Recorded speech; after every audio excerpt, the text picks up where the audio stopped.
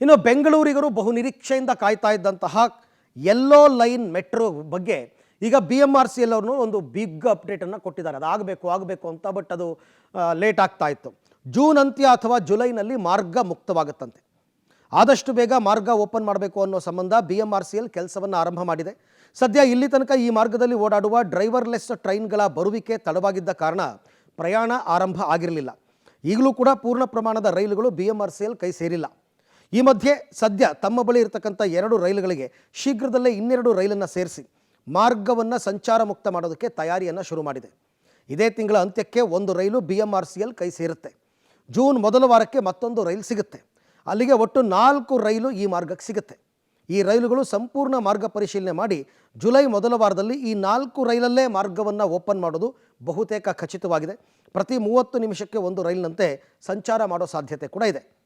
ಅಷ್ಟೇ ಅಲ್ಲದೆ ಒಟ್ಟು ನಿಲ್ದಾಣಗಳ ಪೈಕಿ 3 ಅಥವಾ 5 ನಿಲ್ದಾಣಕ್ಕೊಂದು ಸ್ಟಾಪ್ನಂತೆ ಜನಸಂಖ್ಯೆಗೆ ಅನುಗುಣವಾಗಿ ಕಾರ್ಯಾಚರಣೆ ಮಾಡೋದಕ್ಕೆ ಪ್ಲಾನ್ ಕೂಡ ಮಾಡಿದ್ದಾರೆ. ಈಗ ಸದ್ಯಕ್ಕೆ ನಾವು ಈಗಾಗಲೇ ನಮ್ಮ ಸೋಷಿಯಲ್ ಮೀಡಿಯಾದಲ್ಲಿ ಇದರ ಬಗ್ಗೆ ಅಪ್ಡೇಟ್ಸ್ ಕೊಡ್ತಾ ಇದ್ದೀವಿ.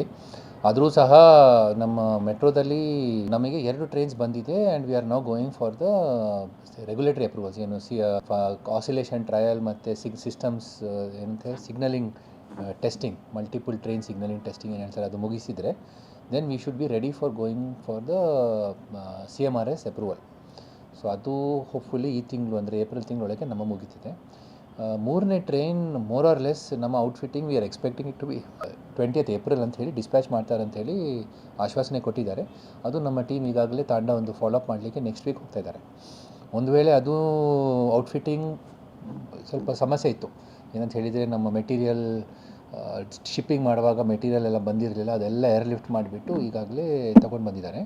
ಸೊ ಅದರ ಆಧಾರದ ಮೇಲೆ ಔಟ್ಫಿಟ್ಟಿಂಗ್ ಬಂದರೆ 3rd train should come from 20th dispatch ಆಗಿದ ತಕ್ಷಣ ಅದು ಒಂದು ಒಳ್ಳೆ ಕಂಡೀಷನಲ್ಲಿ ಬಂದುಬಿಟ್ರೆ